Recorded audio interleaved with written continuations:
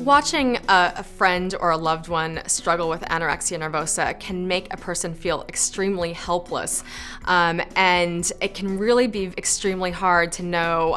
how best to approach that friend or loved one and be able to do anything or say anything that's going to be experienced as constructive. And there's no guaranteed blueprint as to how to do this effectively. One thing I can say is that in general, probably standing by and just allowing an eating disorder to go unacknowledged and just basically sort of pretending it's not there probably in the long term is not a good strategy. That really sort of can reinforce a person's denial about seriousness of an illness that they're coping with. But struggling to find the right words and the right language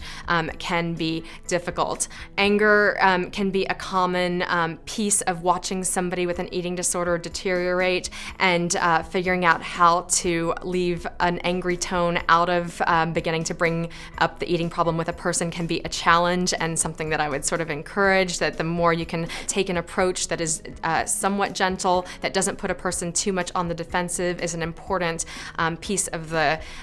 style that is likely to be more successful. On the other hand, especially if you're a parent and you're really taking a very central role in trying to guide your child or adolescent into treatment, being firm about the need for treatment is equally important to not being too angry or putting a child on the defensive. Certainly as a parent or a close loved one to someone, there's also many things to think about in terms of how you relate to a child or adolescent or loved one that has an eating problem, so that, for example, if you yourself struggle with shape and weight concerns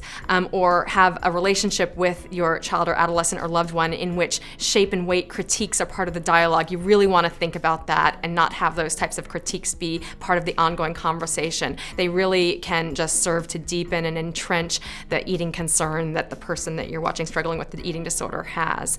Ultimately, getting some help from a mental health professional like a family therapist can be extremely helpful in trying to communicate more directly with a person about an eating problem, figuring out neutral language to use to help move a person towards treatment and through treatment in a constructive way instead of in a destructive way.